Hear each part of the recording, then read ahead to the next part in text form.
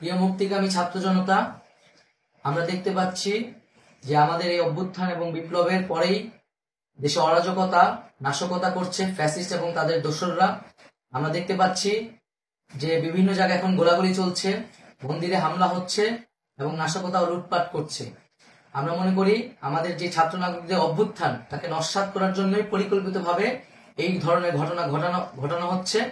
আমরা মুক্তিকামী ছাত্র জনতাকে সজাগ এবং সতর্ক থাকতে আহ্বান জানাচ্ছি এবং আমাদের যে অন্তর্বর্তীকালীন সরকার, আমরা সেই সরকারের যে প্রস্তাবনা 24 ঘন্টার সময় নিয়েছিলাম, জরুরি পরিস্থিতি মোতাবেক আমরা এখনই তার একটি রূপরেখা ঘোষণা করছি। আমরা সিদ্ধান্ত নিয়েছি যে সর্বজন গ্রহণযোগ্য আন্তর্জাতিক খ্যাতিসম্পন্ন নোবেল পুরস্কার বিজয়ী ডক্টর মোহাম্মদ ইউনূসকে প্রধান উপদেষ্টা করে অন্তর্বর্তীকালীন সরকার গঠন করা হবে এবং ডক্টর মোহাম্মদ ইউনূসের সাথেও আমাদের কথা হয়েছে। তিনি ছাত্র জনতার আহ্বানে বাংলাদেশকে রক্ষা করতে এই গুরু দায়িত্ব নিতে সম্মত হয়েছে। আমরা সকালের মধ্যেই আমরা এই সরকার গঠনের প্রক্রিয়া দেখতে চাই। রাষ্ট্রপতির কাছে আহ্বান থাকবে যে দ্রুত সময়ের মধ্যে ডক্টর মোহাম্মদ ইউনূসকে প্রধান উপদেষ্টা করে অন্তর্বর্তীকালীন সরকার গঠন করা হোক এবং এই অন্তর্বর্তীকালীন সরকারের বাকি সদস্যদের নামও আমরা সকালের মধ্যে ঘোষণা করব।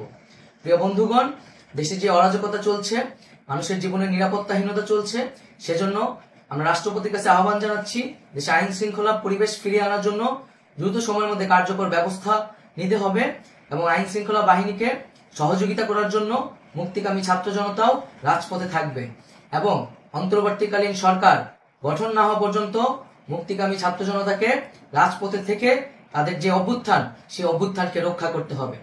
প্রিয় বন্ধুগণ, আমরা রক্ত দিয়েছি, শহীদ হয়েছি।